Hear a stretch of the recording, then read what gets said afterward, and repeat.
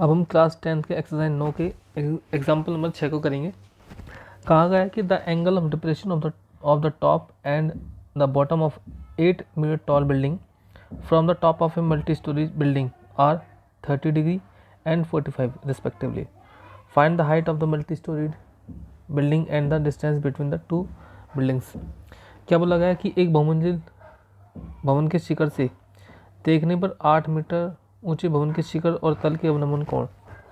क्या बोला गया है, एक बहुमंजिल भवन है, ठीक है। अब इस शिखर से देख रहा है, क्या देख रहा है कि 8 मीटर भवन, 8 मीटर ऊंचाई को एक और हुआ है भवन, उसके शिखर को देख रहा है और तल को देख रहा है। अब देखो खुद सोचो कि कोई ऊंची बिल्डिंग होगी तभी तो वो दूसरी 8 मीटर ऊंचे के शिखर को देख पा रहा है। भाई हम किसी दूसरी बिल्डिंग के शिखर को तभी देख पाएंगे जब हमारी जिस बिल्डिंग पर हम खड़े हुए हैं वो ऊंची होगी, तभी तो हम दूसरी बिल्डिंग के शिखर को देख पाएंगे। तो इसका मतलब क्या है, जो 8 मीटर की ऊंची जो बिल्डिंग है वो इस वाली बिल्डिंग से क्या है, छोटी है। तो ये क्या है, छोटी बिल्डिंग होगी इसकी, यहाँ से वो देख रहा है, ठीक है, इसके शिखर को देख रहा है, ठीक है, और यहाँ से वो इसी के क्या इसको देख रहा है, तल को देख रहा है, ठीक है।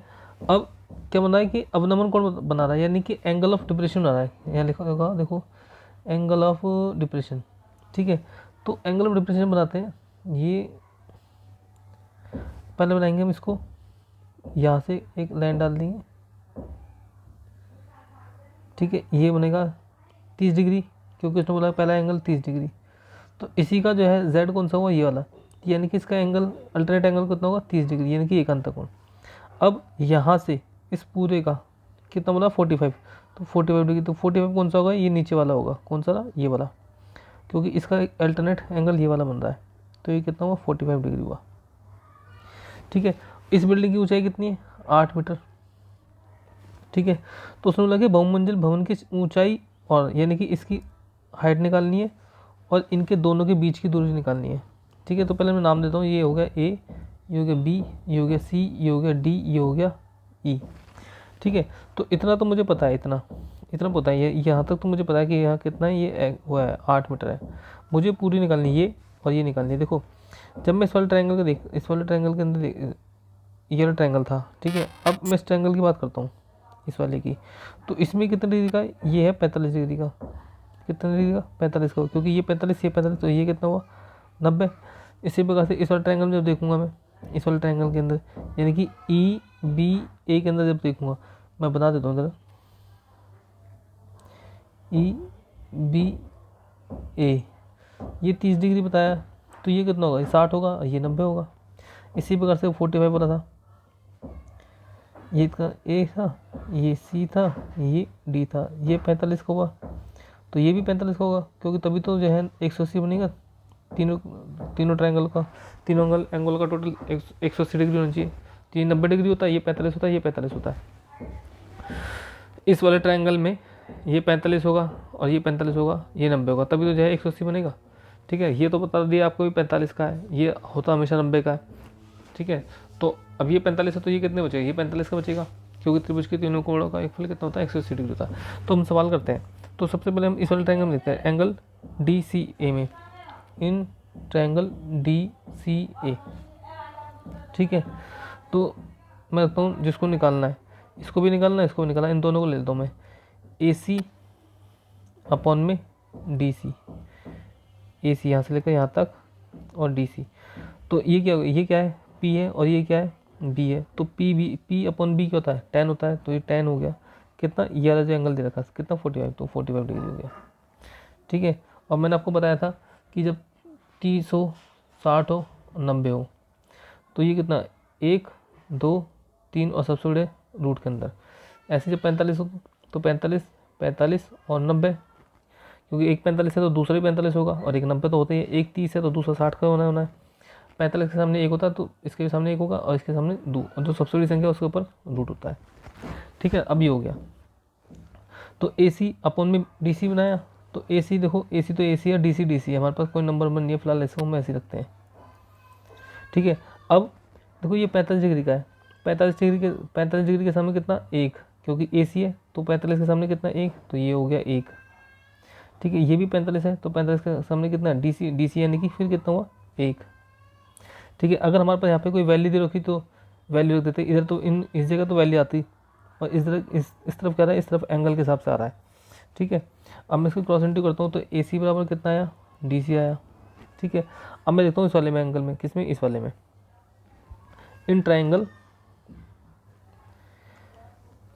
A B E, A B E, angle E कितना, एंगल है 30 डिग्री, और एंगल बी है कितना 90 डिग्री, और एंगल ए कितना है, ये है 45 डिग्री, क्योंकि ये 60 डिग्री का हो जाएगा। कितना डिग्री का हो जाएगा, 60 डिग्री का, क्योंकि एक 30 है, एक 90 है, एक 30 है, तो दूसरा 60 का ही होगा, 30 का 60 का होना चाहिए। ठीक है। अब क्या करते हैं, अब इसमें निकालते हैं, ए बी अपन में ई बी करते हैं, ए बी अपन में ई बी, एक तो वो यूज़ करेंगे जो हमें निकालना है, और एक जो दे रखा है, बट हमें दे कुछ नहीं रखा, लेकिन हमें कुछ भी नहीं रखा, तो हम इन दोनों में से यूज़ करेंगे। ये क्या है P, ये क्या है B, तो P अपन B, P अपन B क्या होता है, 10 होता है, तो 10 कितना होगा, यहाँ पे कितना डिग्री का एंगल दिया है, 30 का, तो ये 30 डिग्री हो जाएगा। ठीक है। अब वापस वही 30, 60 और 90। ठीक है। अब देखो 30 के सामने कौन सा है, 30 के सामने ये है ए बी, यहाँ पे कोई वैल्यू नहीं रखी, अब वैल्यू नहीं रखी तो इसलिए तो ए बी आ गया, यहाँ पे भी कोई वैल्यू नहीं रखी तो इसलिए ई बी का ए बी आ जाएगा। अब हम एंगल के हिसाब से वैल्यू देखेंगे ए बी की, तो 30 है, 30 के सामने कितना होता है, 1 होता है, तो यहाँ लिखेंगे हम, पहले तो हम लिख देंगे ए बी, ये कितना 1 2 3 सबसे बड़ी संख्या के ऊपर रूट, ये ए बी हो गया, ये ई बी लिख देंगे। ठीक है। अब ए बी एंगल के हिसाब से देखेंगे, एंगल के हिसाब से देखो ये 30 है, तो इसके सामने कितना, ये, यानी कि 30 के सामने 1 होना चाहिए, तो 1, तो हम लिख देंगे यहाँ पर 1। ई बी, अब ई बी क्या, ई बी कौन सा, ये वाला, तो इसके सामने कौन सा रूट, ये 60 है, तो 60 के सामने √3, तो यहाँ √3 लिख देंगे, इधर क्या लिख देंगे, √3 लिख देंगे। अब क्रॉस इंटू करेंगे तो ए बी बराबर ई बी आ जाएगा, यहाँ पे √3 आ जाएगा। ठीक है। अब हमें वैल्यू किसकी निकालनी है, हमें पूरे की, एक तो उसकी वैल्यू निकालनी है ए सी की, ठीक है, और ई बी की निकल जाएगी तो डी सी की निकल जाएगी। अब देखो क्या करते हैं, अब हमें देखो वैल्यू मैच करके देखना है कि किस किस को हम कैसे कर सकते हैं। देखो ए सी बराबर हमें दिया गया है, ए सी बराबर हमें दिया गया है ए सी, ए बी और बी सी होता है, ए सी क्या होता है, ए बी और ई बी, ए सी होता है, अब मैं इसको लिख दूँगा, ए सी होगा A B plus B C होगा। ठीक है। और ये किसके बराबर है, ये डी सी के भी बराबर है। ठीक है। अब ई बी किसके बराबर है, ई बी जो है डी सी के बराबर है, ये देखो ई बी और डी सी बराबर है, ई बी बराबर क्या है, डी सी है। ठीक है। तो हम क्या करते हैं, ई बी के बदले ये रख देते हैं। ठीक है। क्यों, क्योंकि जो है, क्योंकि ए सी है और ए बी डी सी बराबर बताए आए हैं यहाँ पर, तो जो है हम वैल्यू रख देते हैं, ये √3 लिख दिया, यहाँ लिख दिया ए बी, और यहाँ पर लिख दिया मैंने ई बी की वैल्यू क्या रख दी, A B plus B C. क्यों रखी, क्योंकि डी सी बराबर किसका है, ई बी का है, क्योंकि ये क्या बन गया, एक रेक्टेंगल बन गया, और रेक्टेंगल में आमने सामने की साइड क्या होती है, बराबर होती है, और डी सी बराबर किसका है, A B plus B C का है। ठीक है। ये √3 है, ये ए बी है। अब देखो बी सी कितना है, बी सी 8 है, तो ये भी कितना होगा, क्योंकि ई डी 8 है, तो बी सी भी कितना होगा, 8 होगा, तो यहाँ लिख दिया मैंने ए बी, और यहाँ लिख दिया कितना, 8। इसको मैं लेके इधर लेके जाता हूँ। ठीक है। √3 A B minus A B, ये 8 हो गया। ठीक है। अब मैं इसमें से ए बी कॉमन निकालता हूँ, ए बी कॉमन निकालूंगा, √3 माइनस 1 बचेगा, और यहाँ कितना आ गया, 8। ए बी की वैल्यू क्या रहेगी, ए बी की वैल्यू रहेगी 8/√3 माइनस 1। अब कभी नीचे क्या, रूट वाली संख्या तो होनी नहीं चाहिए, तो इसलिए हम क्या करते हैं, इसका रेशनलाइज करेंगे। रेशनलाइज का मतलब क्या, इसका जो साइन है वो साइन बदल जाएगा, √3 + 1 हो जाएगा, √3 + 1 हो जाएगा। अब इसका सोल्यूशन क्या होगा, ए बी बराबर होगा 8 √3 + 1, और एक बार प्लस में एक बार माइनस में, तो एक बार प्लस में एक बार माइनस का फॉर्मूला तुमको पता ही है, मैंने आपको कल भी बताया था कि a² + b² बराबर होता है एक बार प्लस में और एक बार माइनस में। ठीक है। एक बार प्लस में एक बार माइनस हो गया, तो अब मैं इसका अंदर फॉर्मूला लगा दूंगा कि a² यानी कि 3 √3 का स्क्वायर करूँगा तो कितना बचेगा, 3 बचेगा, 1 का करूँगा तो 1 बचेगा, तो यहाँ कितना हो गया, या तो हो गया 8√3 + 1, और ये कितना हो गया, ये 3 हो जाएगा, ये 1 हो जाएगा, यानी कि 2 हो गया। तो 8 ही हो गया, ये √3 हो गया, ये +1 हो गया, और ये कितना हो गया 2, और 2 से उसको काटेंगे, 2 चौक 8। तो ए बी बराबर क्या आया, ए बी बराबर आएगा 4√3 + 1, ये आ गया ए बी बराबर। अब आपको क्या निकाला था, आपको निकालना था